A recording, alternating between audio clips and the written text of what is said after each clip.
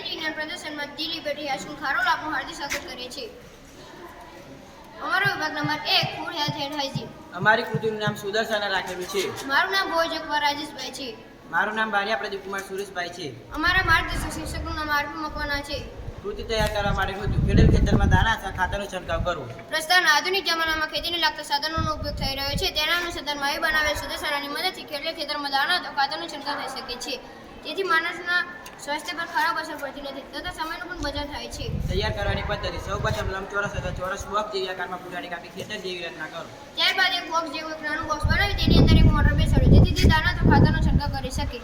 વ્યવહારિક ઉપયોગિતા આ સાધન સુદર્શનની મદદથી ખેડેલ ખેતરમાં દાણા અથવા ખાતરનો છંટકાવ કરવો.